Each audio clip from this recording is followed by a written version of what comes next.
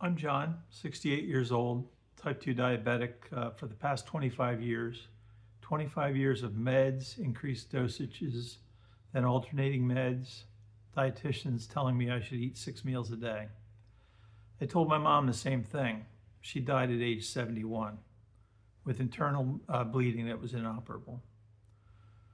The 6 small meals a day is exactly the wrong thing to be telling diabetics how to manage their blood sugar problem. Insulin resistance, metabolic disease. My cells were not accepting the insulin to bring down the sugar in my blood. My insulin levels never came down because I was eating 6 meals a day. And when you eat, your insulin goes up to pull down the sugar that's in your blood and bring it into the cell so it can be used as energy. When you're insulin resistant, your cells can't do that anymore. They need more insulin, which is why they prescribe more insulin to add more insulin to the system, but it really doesn't solve the problem. My diabetes led to heart disease. My widowmaker is 100% blocked. I found that out in 2019 when they went in to operate with a cath to put in stents. And they found out that my other arteries weren't clogged enough to have a stent.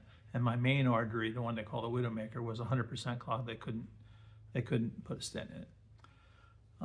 Then in 2020, my diabetes caused my right foot to shatter internally. They call it Charcot foot. I was in a cast for 4 months, and then I was in a boot for another 14 or 15 months. So for a year and a half, 18 months, I was sitting in a chair. I had to buy a lift chair because I physically couldn't get up and down from any chairs, a couch, anything, not even a recliner. So it's a recliner lift chair that I'm sitting in today. I still have it, but I don't need to use it anymore to get up. That's where I gained a lot of weight, and I blew up to 410 pounds. Fast forward 2023, and my heart and lungs were giving out. I was unable to walk around my house, unable to stand to take a shower, unable to put my own socks and shoes on. I was a tremendous burden to my loving wife, and she had to do everything in the house, from taking out the trash to just everything, from driving. I love to drive. She had to drive because I was not functional. I was on the highest dose of a very strong insulin, and the doctors added Ozempic and to the other 9 other prescription cocktail I was on. And I was on the great fat shot.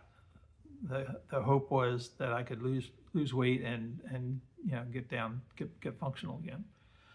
I was on it for about a year, maybe 14 months. I was able to lose like 3 pounds a month. So I went from 410 down to 370, but my A1C was still 10.3.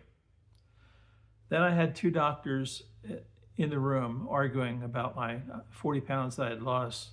That's not enough to lose over a year. And they're arguing in front of me that he's never going to lose the weight when he's on that much insulin. Mind you, I'd moved down to Florida, and these 2 doctors had me on that much insulin. The doctor in New Jersey had me on it first, and they just continued it for the 2 more years down here in Florida, and it wasn't doing anything. But now they're arguing in front of me about it. That's when the light bulb went off, and I said, I got to find something that fixes the problem, not just addresses the issues or that puts a Band-Aid on it. I was on 3 shots a day of insulin. It's called Humulin R500, very strong insulin. And I was also on Ozempic and the Jardiance, furosemide, glympuride, losartan, chlorothalidone, carvedilol, and rovastatin, and a couple other meds on top of that. I had 11 in all. So then I went down the rabbit hole to find out what else I could do to address the cause. And the real problem is insulin resistance and inflammation. And you can address that with good gut health. And time-restricted eating, the exact opposite of what they told me about how to handle diabetes. This could have saved my life, my mom's life. It saved mine. It turns out that giving our stomach time to heal is perhaps the most important thing we can do for our health. And when we eat, eating good fiber first, protein next, and good fat, and then carbs last, helps a diabetic control the blood sugar spikes. It reduces inflammation and allows cells to be less resistant to insulin. So your body creates the insulin, and the cells become more receptive. You don't need the medications. You don't need all these Band-Aids. And that's exactly what I did. I found a protocol that involves 2 yerba mate teas that I sip during the day. I have that from when I first wake up in the morning.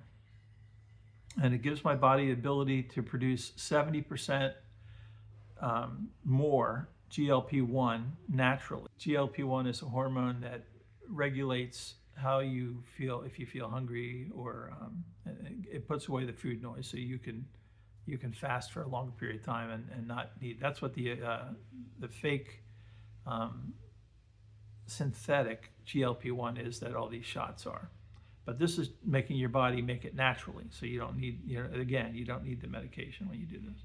Added to that is a fiber matrix drink that I drink before a meal, especially if I try to keep my carbs down because I'm diabetic. But if somebody isn't diabetic and they're going to have carbs, as long as you drink a fiber matrix fiber first and have the carbs last, this will knock down the effect of the blood sugar rise from a meal, and by 43%. This fiber matrix drink, and it's a very, very good tasting drink. You just drink it down before you eat. I take packs with me when I go to restaurants, anywhere. It's very easy to adapt to your life.